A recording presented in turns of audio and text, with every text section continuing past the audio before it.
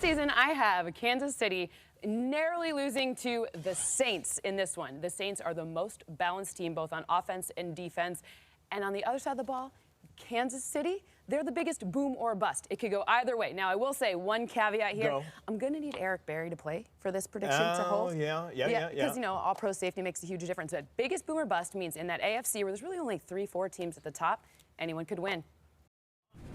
Cynthia Frelund so close Dagger. to nailing that Super Bowl prediction last year. It still hurts my heart. It still hurts, doesn't it? It's just a couple of plays away. So who you got this year? Okay, well, this year, I'm so hurt by that.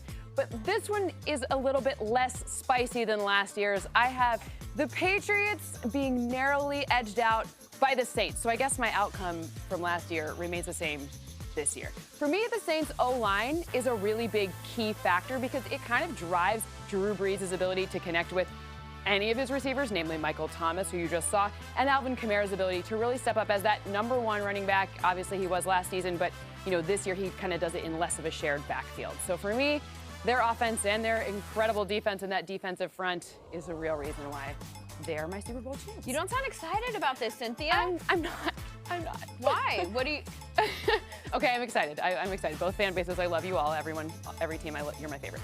But ultimately, when I started to see where my model came out in terms of who was making the playoffs, so those are obviously the teams that are most likely to win the Super Bowl. When I saw who was going to make the playoffs, I love quarterback upside. It's so much fun to model out, especially with math, because when you see people like, I have the Packers making the playoffs, and you see people like, oh, Patrick Mahomes, the reigning MVP, I would have loved to see those two quarterbacks square off in my Super Bowl, because if you're looking for the all quarterback upside, any trick could potentially happen here.